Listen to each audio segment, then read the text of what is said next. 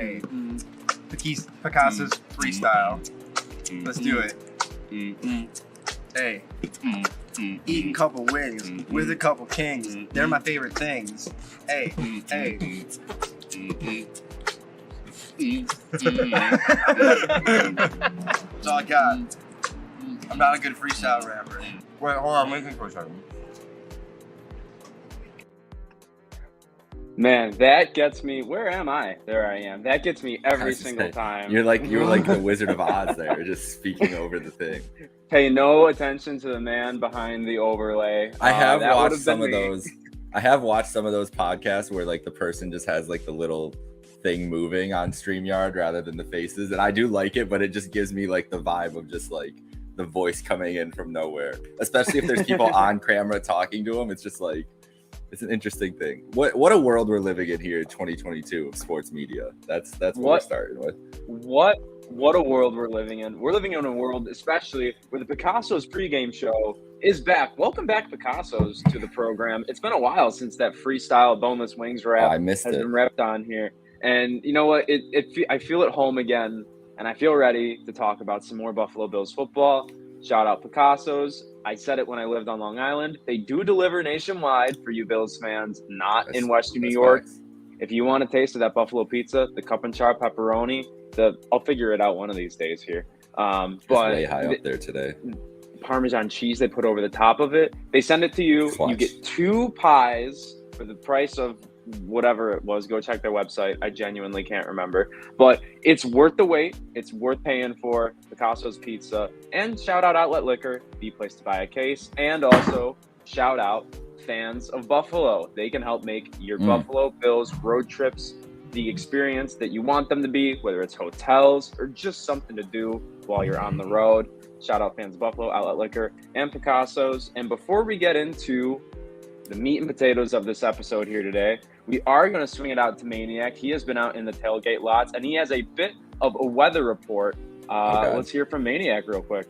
Folks, Maniac coming to you live from the Animal Hospital lot with your Picasso's pregame weather report. It's expected to be a balmy 84 degrees around kickoff, but the one thing that's in the air that our barometers are picking up, hype. There's a lot of hype around this preseason game, and that's what happens when you involve JA-17. So 84 degrees with a side of hype. Not cloudy with a chance of side of meatballs. 84 with a side of hype. Back to you, Wake. 84 with a side of hype. Man, that's kind of like when you go to Five Guys and get a little A1 on the burger. That's how I'm feeling about it. That's clutch. That's clutch. Yeah. I was expecting a Maniac mention about perfect football weather, but that would have been one of my props on the weather report, but would have lost there. None of us are checking that off our bingo boards today, unfortunately. But we will be able to check off seeing Josh Allen play some actual football, kind of actual football, if you count against the Broncos backups being actual football. It's probably been hard, if we're being honest.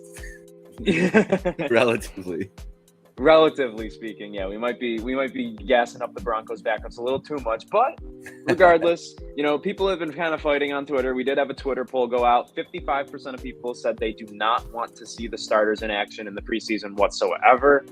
But myself, at least on the offensive side of the football, I'm a little more understanding about it because we saw at first last week, the Ken Dorsey offense, the first time we've seen it this year, was moving pretty well, but they had trouble getting it into the end zone, whether that's Case Keenum being a little inaccurate, being a little antsy, he was missing high on a lot of throws, or maybe, they have some red zone things they could clean up a little bit. So from my perspective, am I worried about injury? Like, sure, I'm always going to be worried about injury anytime he sets foot on the field, but I don't think a quarter and a half of football, fingers crossed, knock on wood, I'm not gonna sweat it too much. If I'm the head coach of this football team, I might be doing the same thing. I can't lie to you.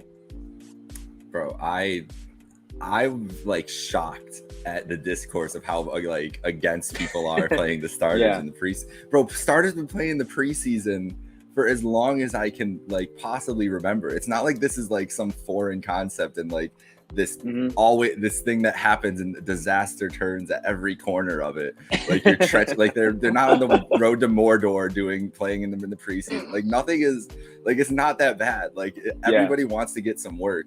if you're watching Hard Knocks this week or have been watching Hard Knocks at all, there's like a clip about that from Dan Campbell where he's specifically talking about that with the training camp and everything else. It's like there's studies and stats that say you guys need to be revved up to a certain point before the season, not just for crispness of offense and learning things, but for their health and being able to physically exert themselves to that point when it comes time for the regular season, then they're going full bore. So yeah, I'd rather have them just like start getting in the routine, get some, like you said, get some reps. If it's for a quarter and a half, I think Josh didn't they play like 2 quarters last year? Like they played damn near, but they had some bad drives. The thing is they had some really, really bad drives to start. And I don't think Josh was going to leave the field without putting something together. And that's why it extended more. I would expect like a quarter, and I mean, like you said, knock on wood, all that stuff. But I want to see this, like you said, I want to see the starters get some work. There's some pieces here that we haven't seen in play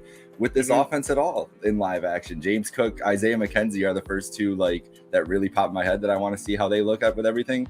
Is Diggs playing today? Are Diggs and Von Miller playing as the starters? That is the big question for me, because if I'm going to sit out any 2 people, it's probably those 2. Honestly. Exactly.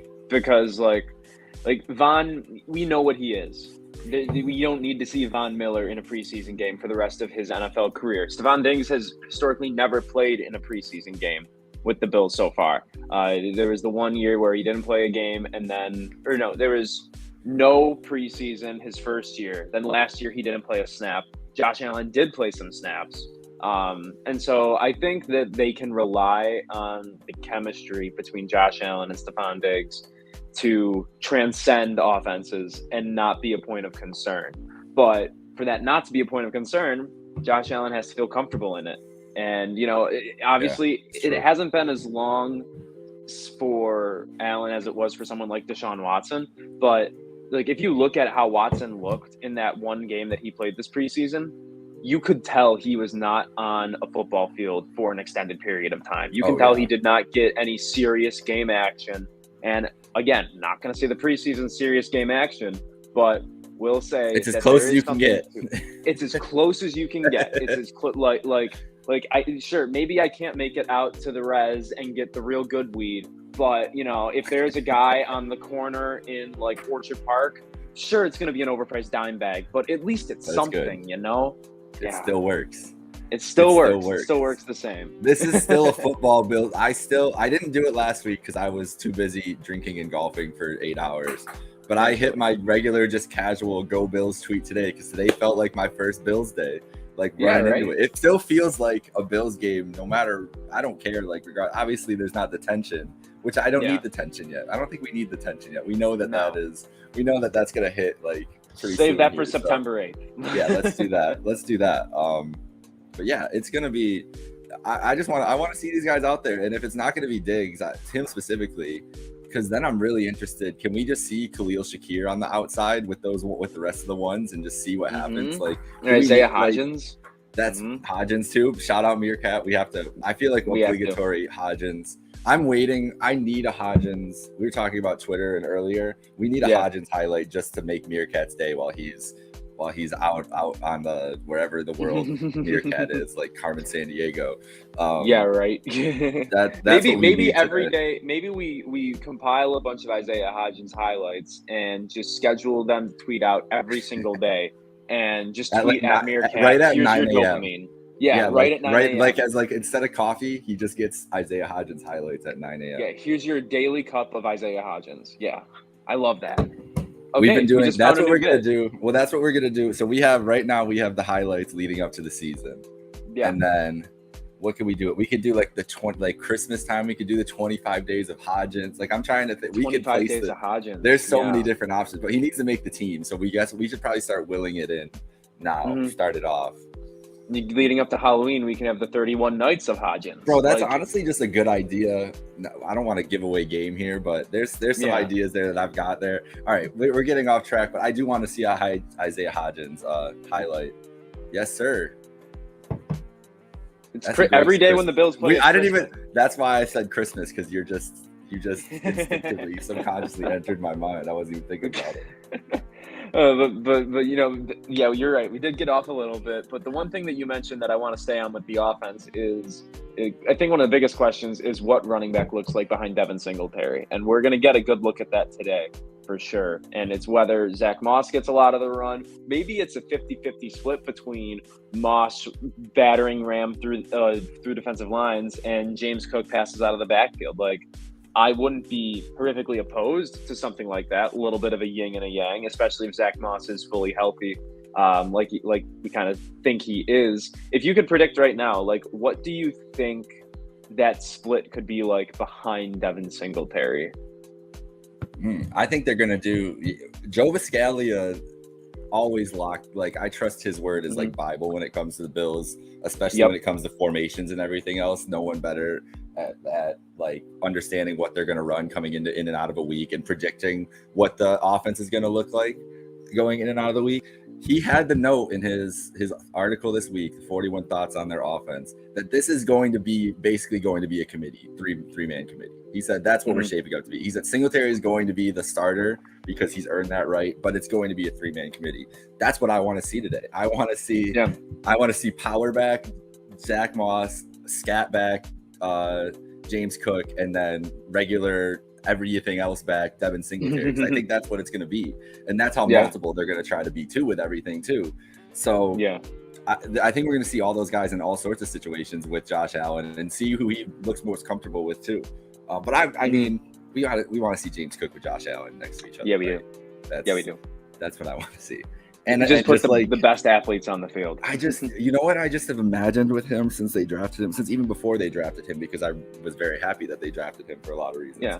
Remember Kareem Hunt's rookie year with Kansas City, when they were killing teams deep, and then sometimes in those games, Kareem Hunt would just be standing there for those little 5-yard curls, and they turn into like 24-yard gains, and that's how he racked up his receiving yards, because everybody was so worried about Mahomes yucking it down the field to all these receivers. That first Thursday night game against the Patriots, he went off for like 150 yards just off of that. And just making people miss in open field after that. Like, that's what James Cook is going to do a lot of times this year, no matter what.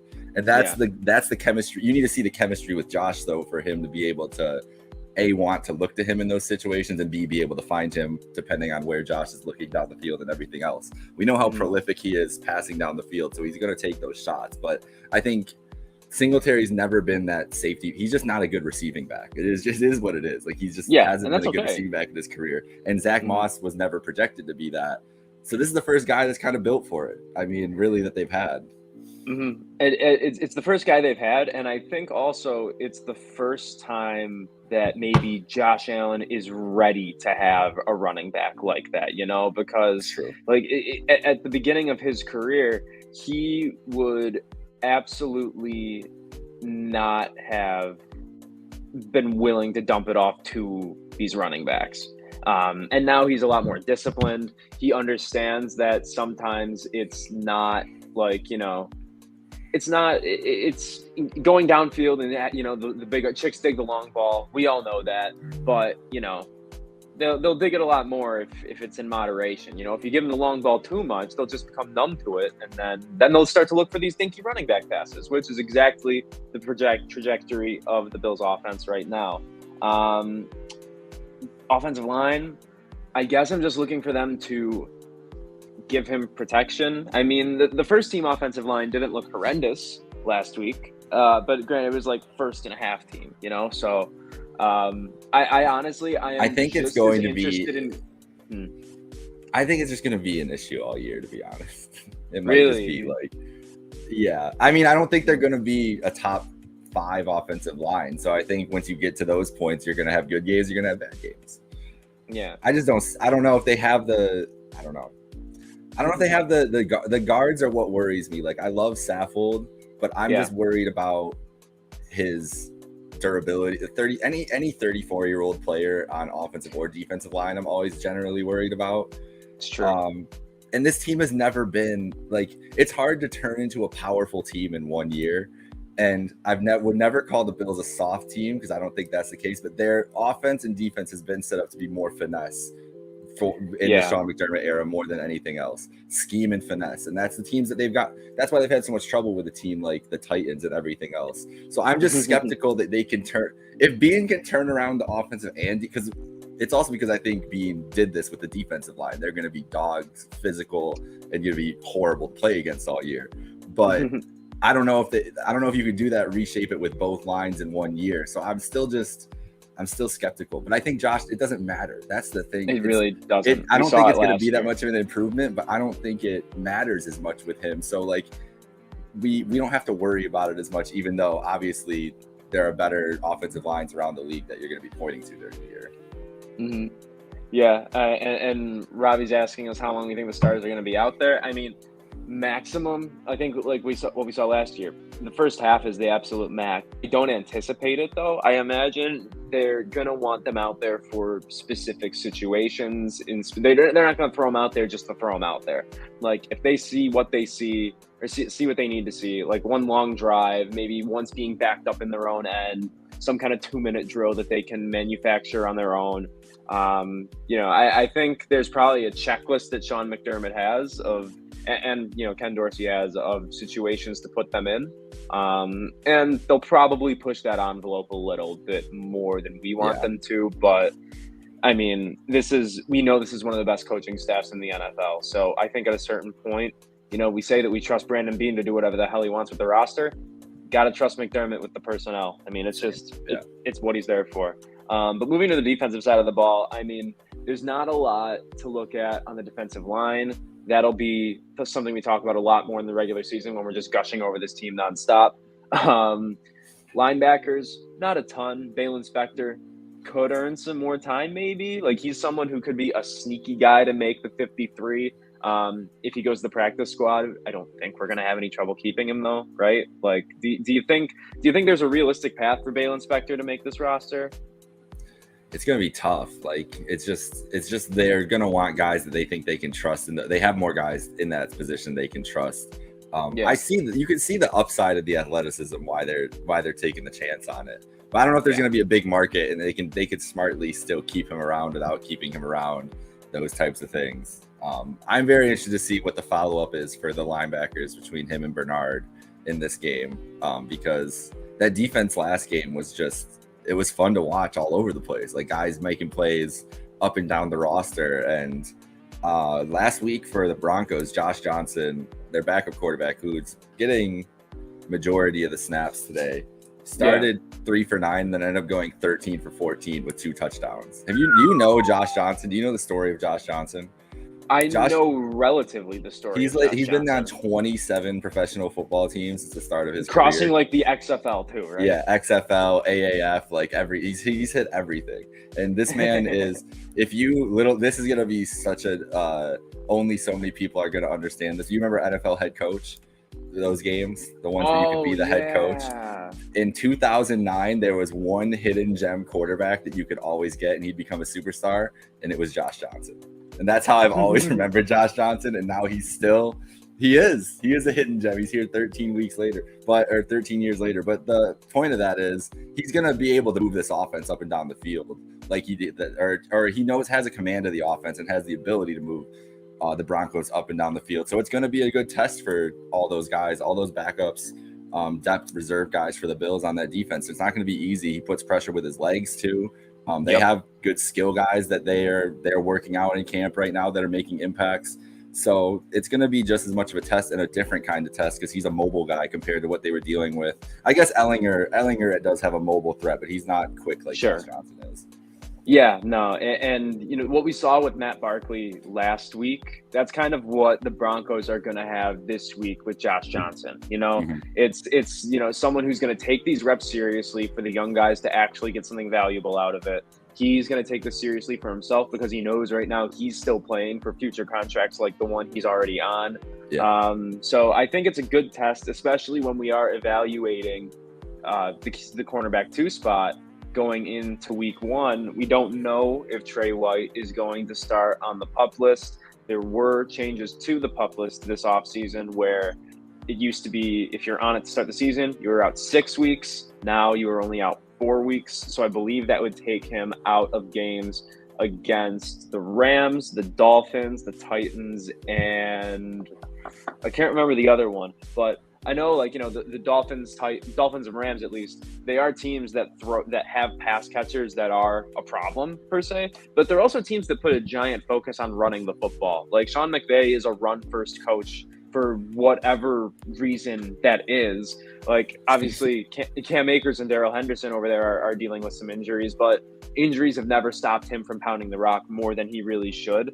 So it's not like we're going to be, unless he changes his coaching philosophy entirely, it's not like we're going to need to really rely on the corners as much as we will in other games like Kansas City or Green Bay, you know, that Halloween game. So am I going to sit here and say we're going to not miss Trey White? No, but if you look at what Kyer Elam and Christian Benford were really good at last week, very good run-stopping corners last week, in addition to being good covering passes as well. But nonetheless, we are going to learn a lot about who that CB2 is. Mainly, probably nothing more than who's lining up against opposite Dane Jackson on that first defensive snap. Yeah, that's going to be telling who's the guy who runs out there, right? Like, it's like you said, a great opportunity for these guys in a position where they're going to be tested to really, really try to make their mark and see who's going to get that. I still think that they're just holding the Trey White cards close to the vest. And once we get going into week 1, he's going to be active and everything's going to be good. I still just have that gut feeling. Yeah. I don't know if Bills fans are going to agree with it, whatever else, but I feel like that's what's happening. But I'm very intrigued to see it's the most interesting thing in this camp by far is Elam versus Benford. And it's not even like they have to really be head to head, but they kind of do. They don't, but they do. Like I'm sure those guys, as much as they have respect for each other, are thinking about it that way too. Because and I wish you could have access to a guy like Kyer Elam right now and be able to talk through like what he's thinking with the 6th round pick and everything else, because that we would never get the full answers. But you know that like the chip on both of their shoulders has to be immense with that kind of competition, and that's shit that coaches love. Like that's a dream for coaches in a camp like this, to see those two guys at a position that you need to go be in positions like this to succeed. It's going to be fun to watch. But I'm still bullish on my boy Benford. I still think that I'm really excited to see him again. Really, really excited. I always have a thing for the underdog. I mean, you know, it's Sean McDermott preaches competition, iron sharpening iron. Every single thing is earned, and just because of your draft status, that doesn't mean that you have anything given to you. And I think Kyer Elam, he hasn't really looked bad at all during training camp either. I don't think he came in, you know, thinking that third, when Trey White's healthy, CB2 spot, cornerback, you know what I mean? Thinking the spot ahead of Benford was all his. I don't think he came in knowing that. I think he came in knowing he had to earn every single thing. Remember, he asked for the playbook to be given to him before he got on the plane. Like, this is the guy that came in ready to work. Yeah. The problem is, no one told Christian Benford that he's only a 6th round pick. He just said, I'm on an NFL roster right now. Good shit. I'm going to earn it. Like, I'll never forget that the relative athletic score, 8.12, elite athlete. That's just what the Bills just are trying to find elite athletes and hoping they can coach them up. And this kid clearly didn't even need to be coached up that much. No, he was just playing at Villanova, and no one's paying attention to it. Yeah, he was playing football at a basketball school, and he's one of the best stories. An FCS basketball school. An FCS basketball school. And now he is maybe one of the best stories to come out of training camp in the NFL, possibly earning a starting spot. Like, imagine the opener if he's the starter across from Dane Jackson, and like the story, like that. Not Al Michaels anymore. Oh my gosh, Mike Tirico will be going crazy over that. Yeah, he will. Oh my God. Oof. They'll bring it up no matter what when he makes the roster. They will. But I'm just like, if it's starting, it's just that whole build up to that first game, once it actually starts kicking into gear, is just going to be surreal in general. I think it's going to be fun. Bills have never, as they say on Madden, neither the Bills nor Rams have ever played in the season opening game since its inception, whenever that was, which is obvious for Bills fans. Didn't realize it with Rams fans, but it makes sense for them too. So it's going to be, I just can't wait. I literally just can't wait until we can start talking about actual game, getting ready for actual games. Well, Only less than 3 weeks left. We don't got to wait too much longer, Jake. We're going to be there before we know it. But we do have to get through this game first. We're going to be following along with all you guys throughout the day.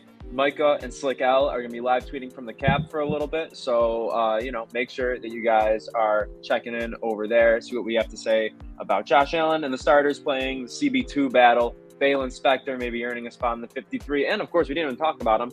The punt god. I mean, he's probably not going to get a lot of action early, but it's going to be cool to see what Matt Araiza does in his second game. Oh, I'm very ready for it. So here's the thing, too, is because they mentioned it before with Hawk, like they got rid of Hauschka early in camp to go give him a chance at another job. They didn't get rid of Hawk yet. He obviously had the other week here. But you would think if Araiza just does well holding this week and punts like he did last week, that he gets cut tomorrow probably. Yeah, because you give him a week to go pick up a job somewhere. So it's Matt Hawk fighting for his job, bro. Maybe he pulls out some crazy shit. Who knows?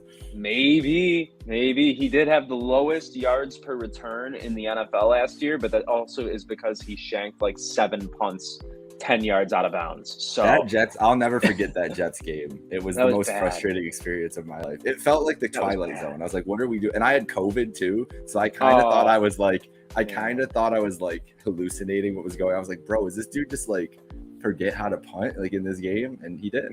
He did forget how to punt. Yeah. Wasn't confidence inspired. It was honestly how I could tell the vibe going into the playoffs were just a little off. I was a little worried about it. And then obviously they had an incredible game week 1, but of course they did. It wasn't a good feeling settling there. So I'd love to see Punt God kick like 90 yards today. That'd be great. Well, you know what? Let's go for 83, and we'll just incrementally get to 90 90. Because I want a 99-yard punt. That's what I want today. I want them to kneel to get to the 1-yard line and just see if this kid can kick the ball. Love it. All the way down the field. You know what? That's that situational football Sean McDermott's trying to get going here today. It is 84 degrees, a little balmy, as Maniac said, but tons of hype in the air too. So follow along with us. We'll be following along with you. Thank you for tuning in to our Picasso's pregame show. Picasso's will be with us every pregame show for the regular season and the postseason because once we're getting there. For myself, Picasso's Pizza, Jake Micah, all of Trainwreck Sports.